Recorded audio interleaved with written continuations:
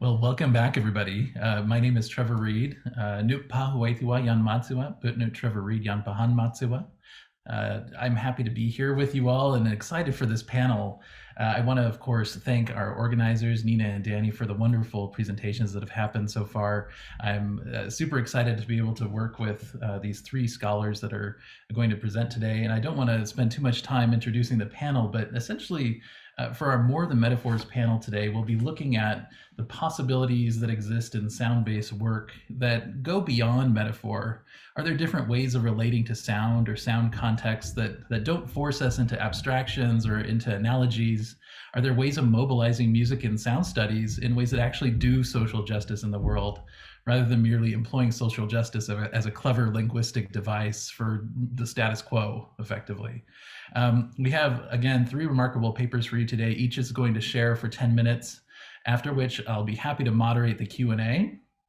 And without further ado, I'm going to go ahead and present Jessica BISSETT Perea, who will be presenting her paper, More Than Metaphors, Towards the Generative Possibilities of Indigenous Languages. So I'll go ahead and turn the time over to Jessica.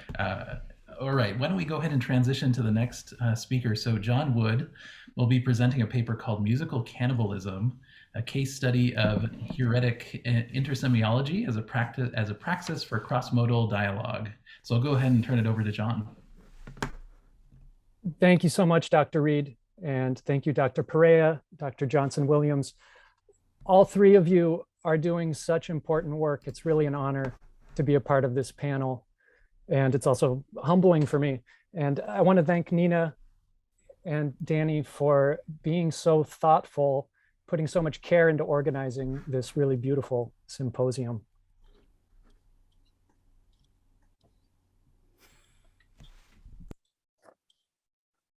I speak today from the land of the Wiyot peoples who thrive here, continuing essential stewardship and knowledges of this place.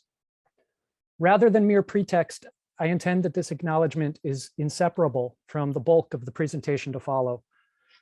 This place is the very ground, literal and metaphorical, beneath my work. Its history, its dynamic materiality, and my own entangled complicity in its continued settlement are all involved at every stage of the following discussion, explicit or not. Musicology is commonly an intersemiotic act, an interaction between music and language. Predominant theories of intersemiology, including the works of Roman Jacobson and Umberto Eco, have prioritized issues of translation or interpretation. Yet, intersemiology has the potential to address relationships between sign systems and thus between seemingly divergent logic systems that are much more complex than simple one-to-one translation.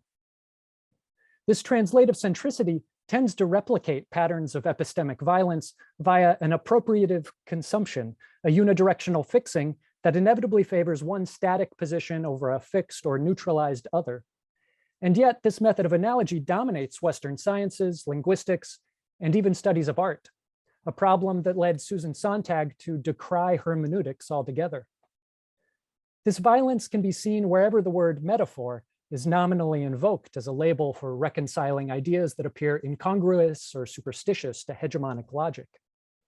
The assertion that something is just a metaphor is akin to what Foucault names the subjugation of local knowledges, what Susan McClary calls the framing of sexual alterity, what Roland Barthes identifies as a situating of the exotic, or what Stallo artist scholar Dylan Robinson describes as attempts to fit sovereign indigenous culture within settler frameworks, all functions of what Foucault called the political economy of truth. Thus, the primary offense of nominal metaphor seems to be the assertion that a knowledge lacks any literal material bearing.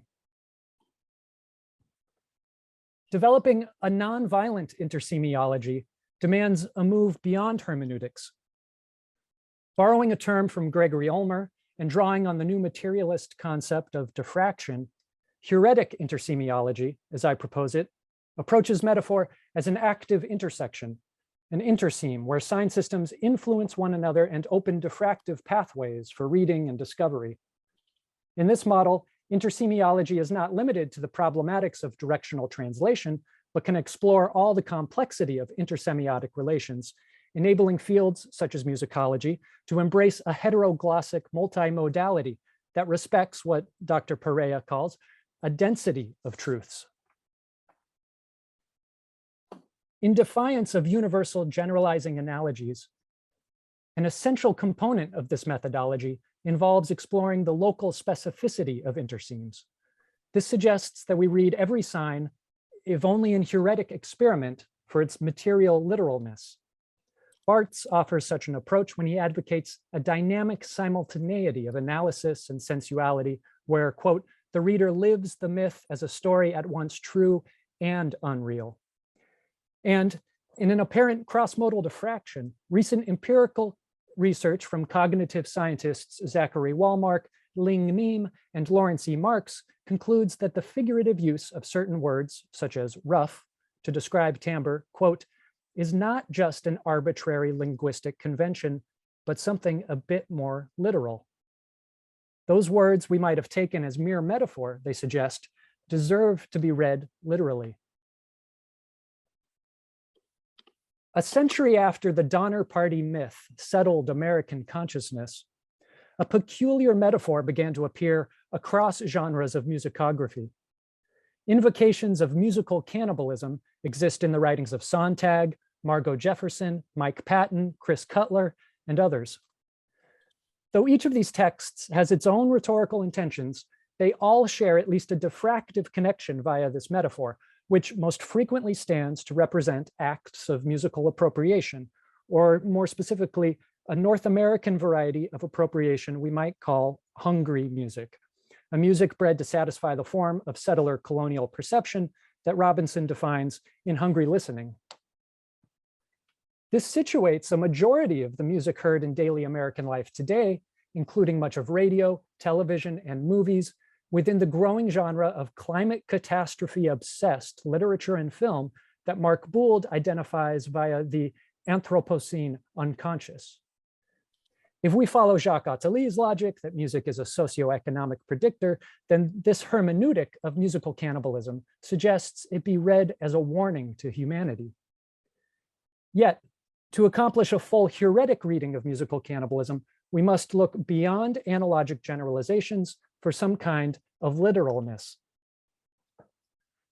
For centuries, since at least the time of Pythagoras, theorists have sought to define music's materiality. More recently, in attempting to account for music's full environmental footprint, researchers such as Kyle Devine have shown how music is now more material than ever, and how the common denial of this materiality serves as an ideological linchpin of capitalist destruction and inequality. But to accuse music of being hungry for, let alone able of actually eating this matter, might suggest an unfair anthropomorphization. And yet, music may possess some humanness that goes beyond even standard definitions of agency. In orienting toward indigenous frameworks of perception, Robinson asks his audience to conceptualize, quote, the space of sonic encounter as a space of subject-subject relation. The idea of sound as life represents the sort of knowledge that Western logocentrism has long attempted to fix or frame or subjugate as mere metaphor. Yet, recent empirical cognitive research seems to support this concept of sonic vitality. In a study from 2018, Wallmark, Choi DeBleek, and Marco Iacoboni confirm that the human brain, when listening to music, appears as though it is interacting with another human, that empathic listeners can perceive music, quote, as if it was a real or virtual human presence with theory of mind, goals, and beliefs. This imprecise agreement between indigenous knowledge and Western empiricism serves as an example of how diffraction, according to Karen Barad, quote, is not just a matter of interference, but of entanglement, an ethico-onto-epistemological matter, whereby, quote, objectivity, instead of being about offering an undistorted mirror image of the world, is about accountability and responsibility. Likewise, Robinson implores listeners to, quote, feel the need to be responsible to sound as we would another life. While a hermeneutic interpretation of musical cannibalism raises important concerns, an exploration of its literal materiality reveals ethical implications that are all the more immediately dire. Rather than flee in fear from metaphor, as Sontag seems to advocate, we might find that metaphor at its most heterogeneous, polysemic, or diffractive enables the very action our planet demands. White Earth Ojibwe writer Gerald Vizenor observes that metaphors are essential to practices of indigenous survivance. And Potawatomi botanist Robin Wall Kimmerer, to whom, quote, the world speaks in metaphor, reminds us that our interpretations, whether conscious or not, have literally shaped and will continue to reshape the material world. Kimmerer implores her students to read metaphor not as commandments nor rules, but as an orientation. In the face of ecological uncertainty, intersemantic and interlogical relationships that respect the density of such orientations could be the key to our very survival. Thank you very much. Thank you very much, John. That was fantastic. And again, beautiful slides all across the board. It's been wonderful to see all of this today. I know many people have mentioned that in the chat. It's been great to see the way that you all are visualizing a lot of what you're saying. So thank you for all of the effort that's been put into that. Next, we'll have ERIN Johnson-Williams, who will be presenting her paper on Musicology is Not a Metaphor. So I'll go ahead and pass the baton. Thank you very much. Let me just get my slides up. Can everyone hear me okay? Because at the tech check, they said I sounded a bit distorted. Am I coming through okay? Sound is good now. Great. Perfect, great, okay. Thank you so much. Thank you so much to Trevor and to Danny and Nina for organizing this incredible conference, and to my fellow panelists, Jessica and John. It is a privilege to be in dialogue with you. So my paper basically starts off with the phrase with which Jessica ended, musicology is not a metaphor. So the year 2022 marks a decade now since the publication of the influential article, Decolonization is Not a Metaphor, by critical race and indigenous studies scholars Eve Tuck and Kei Wayne Yang in the inaugural issue of Decolonization, Indigeneity, Education, and Society. While Tuck and Yang's work has been widely cited across a range of academic disciplines, there is room within musicology to take on board one of their central arguments, that imminent decolonial efforts should not be metaphorized into social justice projects that are not themselves equipped to tackle the violence of colonization, and by extension, that acts of metaphorization in the name of decolonization can themselves replicate structures of colonial violence. 10 years on, and taking into account the exponential growth of conversations about decolonization in academic sectors, particularly since the Black Lives Matter protests of 2020, I suggest that Tuck and Yang's article provides a crucial challenge to music studies, precisely because musicologists deal in metaphors almost every time they write about music. The majority of musicological metaphorizing, however, has largely been named, understood, and played with from the perspective of Western academia. Tuck and Yang offered the opportunity to name the positionality of those who initiate constructions of metaphorization within an academic discipline. Drawing on their challenge to see acts of so-called benevolent metaphorization as doing violence to tangible initiatives of decolonial repatriation, I suggest, or would like to explore, that theorizing and critiquing the hierarchies of musical metaphors and the academic heroism that can be associated with them within music studies can help to rebalance aesthetic structures of power that have long existed around wider attitudes to ideas like absolute music, artistic neutrality, and so-called global cross-cultural listening. If musicology is not really a metaphor for white cultural hegemony, then Tuck and Yang's challenge and their work is essential for understanding and reckoning with the history of academic music studies as being steeped in an imperial history of knowledge production. I suggest that a deliberate engagement with decolonial theory can enable musicology to be conscious of its disciplinary liabilities towards metaphorization, creating new spaces for observing and unpacking the whiteness of the many metaphors that have long guided musicological understanding.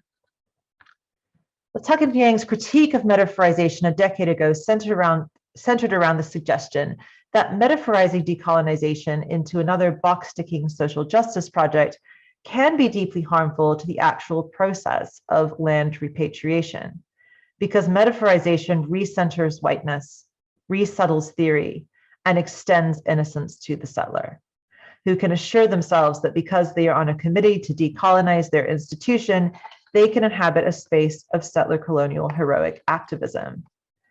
Metaphors are significant here because Tuck and Yang argue that decolonization doesn't have a synonym. It is not, quote, a swappable term for other things we want to do to improve our societies and schools. Decolonization as metaphor, they continue, quote, allows people to equivocate these contradictory decolonial desires because it turns decolonization into an empty signifier to be filled by any track towards liberation, end quote. Tuck and Yang's challenge, by outlining 6 moves to innocence, is to encourage scholars to be mindful of where, when, how, and why they metaphorize decolonization as moves to convincing themselves of their own guiltlessness.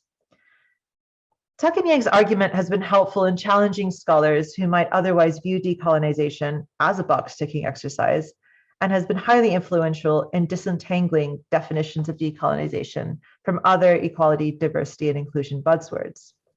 Indeed, the interdisciplinary response over the last decade to Tuck and Yang has itself tried to resist becoming too settled. Tuck and Yang's critique of the racially and culturally dangerous pitfalls of metaphorization is, I suggest, particularly useful for musicologists who arguably deal with metaphorizations whenever we write about music. To identify and to sound musicology's own moves to innocence, and there are many, could be a crucial step towards recognizing not only how decolonization can be metaphorized into a diversity catchphrase that still perpetuates racist structures, but also how the metaphorization of Western art music is fundamentally tied up within systemic acts of privileging a 19th century Western conception of great music equaling a white male composer and limiting the possibilities of critical awareness.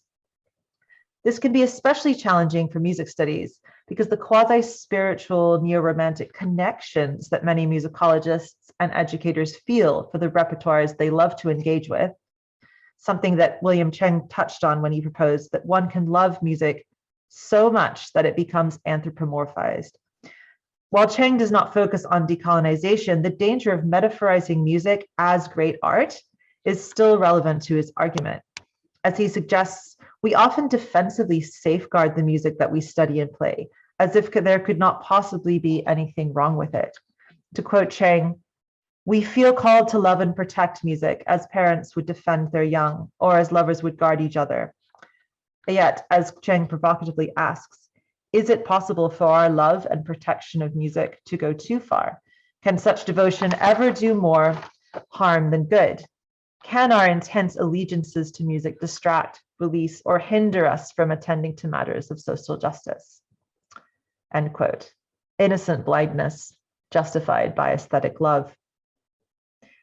One of the reasons for the lack of a larger musicological response to Tuck and Yang might indeed stem from the fact that the idea of decolonization as land repatriation might seem paralyzing from the abstract vantage point of music academia.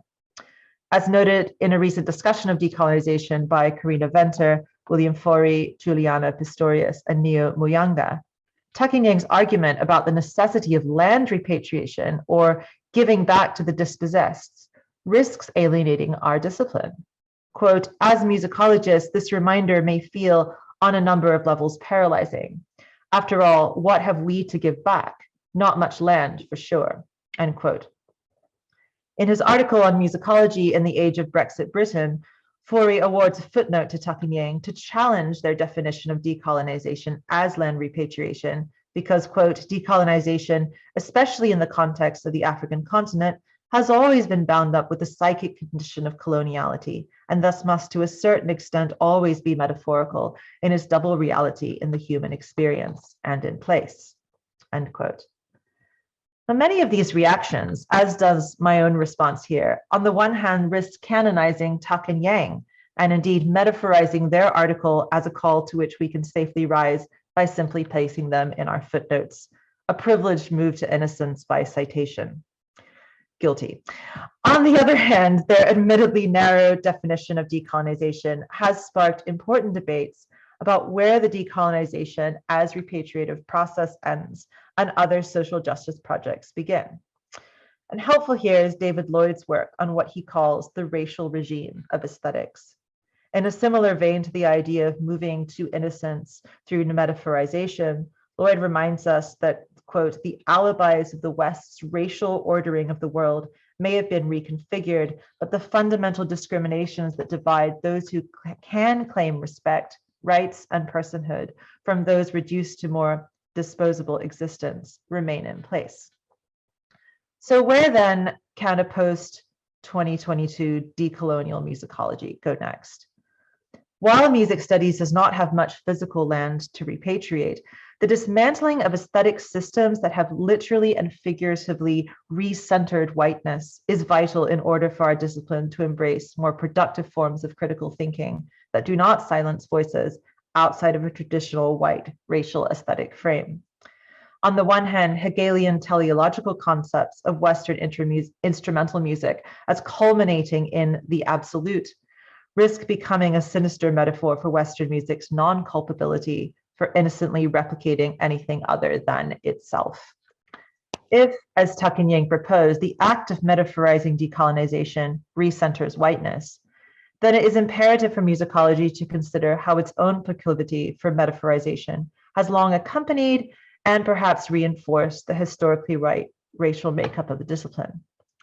As Steve Garner has argued in his study of whiteness, one of the reasons why the systemic legacies of whiteness are often so difficult to see is that whiteness, as an epistemic default, is a kind of absence and is powerful because it is largely invisible to those who are white, while at the same time being extremely visible through its exercises of power. So Garner's work could be applicable to the place of Western classical music in academic musicology historically. 19th century music as a phrase tends to connote an invisible, innocent assumption of whiteness, whereas Black slave singing is racially marked and by implication less innocent. At the same time, following Garner's definition, the presence of whiteness in studies of music becomes so heavily marked that even those arguing for musicological decolonization have tended to colonize this discussion from within elite institutions, which brings us to examine where moves of innocence via acts of metaphorization are helpful for navigating the past, present, and future of music studies. While it is entirely logical that a decade framed by global health crises, police violence, fake news, and misinformation has caused many to see the understandable advantage of retreating into metaphor, and such retreats are often illuminating, creative, rewarding, and entirely valid on their own terms. The next decade holds an opportunity to consider how musicology's long history of the metaphorization of Western art music as great music has at times upheld exclusionarily racialized systems of value. By rising to the challenge of naming and understanding the entrenched legacies of Western metaphorization, we may yet reach a future where musicology is eventually not a metaphor for the perpetuation of colonial legacies. Thank you. Well, thank you very much, Erin. That was fantastic. And thank you to all our panelists. It's been a great conversation so far. And of course, there's so much more to talk about in this space. And I'd love to go ahead and open up the queue for questions. I'm happy to start off as well. But before I do, I just want to remind everyone again, as you've heard all along today, that our goal here is for open, honest, and mutually supportive exchange between all of our participants. And so we just ask that we engage in our conversations with kindness, curiosity, and respect, because I know we all come from different positions, different perspectives, and I think that's actually the point of this panel, indeed, to be able to recognize those different positions and perspectives. So why don't we go ahead and I'll go ahead and launch into the first question here. And again, please raise your hand or put into the chat any questions that you'd like me to read, or feel free to chime in once we get going here. One of the things that, I guess one of the biggest practical decisions that we all have to engage with as sound scholars is, what do we abstract from a sounding context? And then what do we transmit of those abstractions to others? How do you take something that sounds and then describe it and then analyze it and then package it in a way that another human will understand what your experience is of it? I remember one of the first metaphors, maybe it was more of a simile, I guess, but one of the first metaphors that was used by a professor to describe my own music was, wow, that reminds me of Pocahontas, right? Referring, of course, to the Disney movie. And as being an Indigenous person, I was floored, and I'll say floored in multiple ways, right? I was flattened, but I was also taken aback. And that metaphor, of course, did an incredible amount of work on me, on my relation to my peers, on the possibilities of music study in that class. And so I'm interested in getting around the harms that metaphors like these kinds of things might pose. And I think each of you touched on the work that metaphors can sometimes do. And I'm wondering if we can hone in a bit more on the logistics of how we get around the harmful use of metaphors a bit more. I mean, John, you talked about incorporating the materiality of sound. How do we incorporate materiality in music scholarship? And I know, Jessica, in the paper you submitted, you talked about indigilogics, which I thought was fantastic, and I'd love to hear more about that. Naming relational practices, ethics, and morality. How do we get into this? How do we use Indigenous ways of knowing and experiencing, and of course, Indigenous ways of relationality to talk about sound? And of course, ERIN, just what you were talking about just now, how do we actually incorporate social justice merely than giving lip service? How do we move away from our own allegiances to works, avoiding canonization? How do we physically do this kind of work in our work, rather than just labeling it as social justice? So I'll open the floor. Anyone who wants to tackle that, I'd love to hear your thoughts.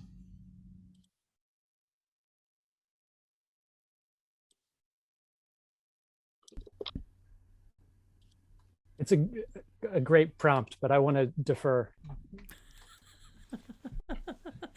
Well, I think one of the things that I'm left with, because and thank you both, John and ERIN, for excellent contributions. This has made my weekend.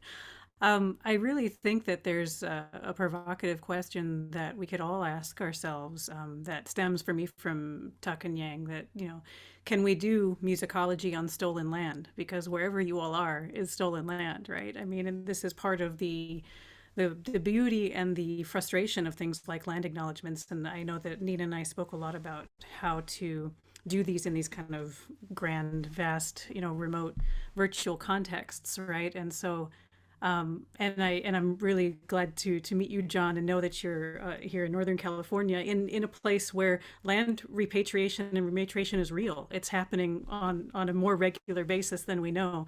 And the idea that musicology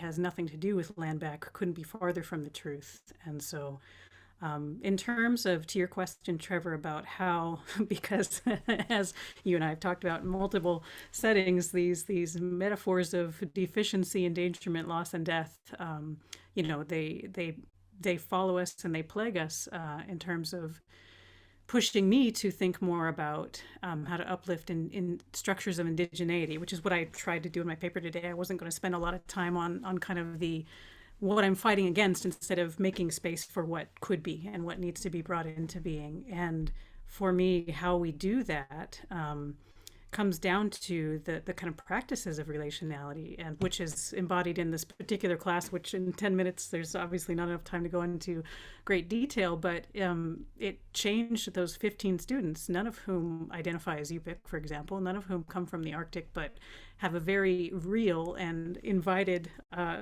relationality to not only Bamyua, but Yupik ways of knowing, being, and doing. And so to me, it's the hard work of sitting and visiting, right? There's a lot of really excellent work coming out right now.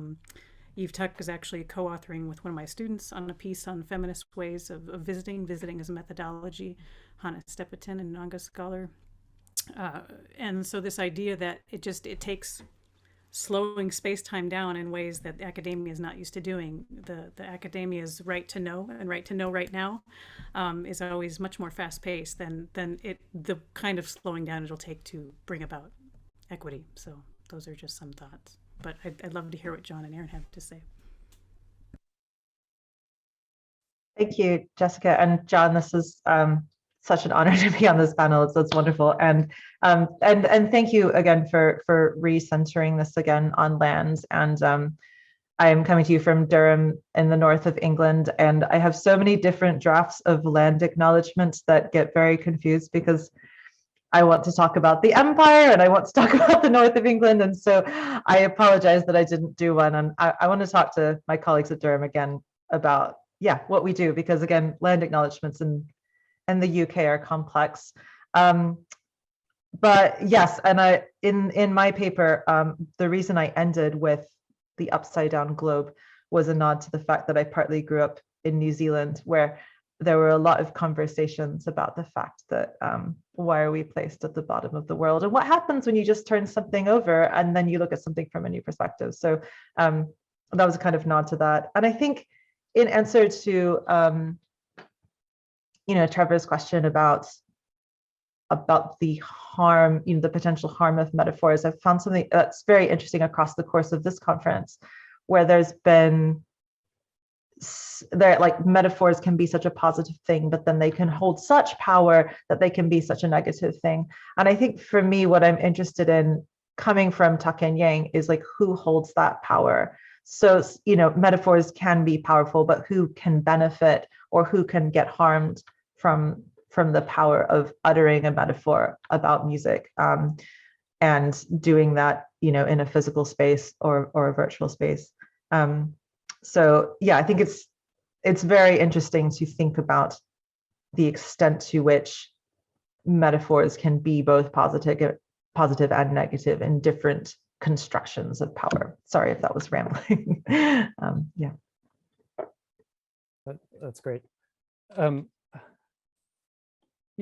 Something I'm thinking about is how metaphors can be so complex, and there's a lot of power in their density, to use Dr. Perea's term. And I draw a lot of inspiration regularly from Wayne Yang's book, which he wrote under the pseudonym La Paperson, A Third University is Possible, where he sort of reveals that their definition of decolonialism is not so limited to just land back, but it's actually an active process that we can be involved in every day. And it itself is really dense and complex and messy and involves a lot of steps forward and steps back. But maybe sort of building on that book, we could think about the idea of appropriating metaphors from colonial powers and using them against colonialism, if that makes sense. Well, I definitely like that idea, John, and I'd love to hear a little bit more. I also want to continue to develop this idea. What do we have to repatriate? If perhaps we don't have physical lands, maybe we don't have title to lands, are there ways that we might make ourselves obligated to Indigenous communities in order to restore a sense of sovereignty into these communities? Or perhaps, is there something that we could bind ourselves to? Are there ways that we can bind ourselves to communities, to lands, to justice, right? That might be able to help us to give back something, at least, mobilize something for the benefit of the colonized. But John, I'd love to hear more about that. Continue on. Well,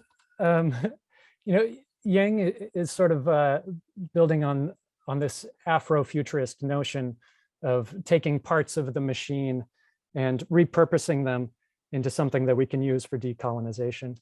So, musicology and the institutions we work in and all the metaphors we use are parts of this colonial machine. But we could all look for ways to reuse them and maybe use some of their latent density to try to start this move towards decolonization. And I don't want to say start towards it, because I think it is already happening, and it's happening right here. Wonderful, thank you. Jessica, did you want to have the last word? I don't know about the last word, but yeah, I was just looking at Griff, your comment about giving space back in the curricula. I don't think there's anything metaphoric about seeding space in spaces in academia. A lot of the way that I think about the places part of my own kind of working framework is that it involves both literal lands, waters, environments, but also these institutions and these spaces and places, organizations, churches, whatever. And I think that there is, we all have the power to do things differently and to work from where you are. There's this great quote that I know my husband, John Carlos Perea, has been working through with David McAllister, moving away from the idea of field work as something that musicologists or ethnomusicologists do elsewhere, and really reorienting ourselves home. Where are you, and who, to whom are you responsible in that space? I think the pandemic has not made this easy because of safety issues, obviously, but when we're coming back to our new normal now, what could we do differently in this new normal that is acting to be in better relation with who we are in proximity to, right? So I mean, starting with who you are and who you're responsible to, where you are, and whose lands those are, because again, where you are is most likely stolen lands. So doing the work, the homework, to find out everything that you can to go back into this new normal in a good way. That's what I would say. Wonderful. Thank you, Jessica. So thank you all, Jessica, John, and Erin, for this wonderful conversation, and we'll look forward to continuing it offline, but we'll go ahead and end for now, and we'll continue on with the next panel.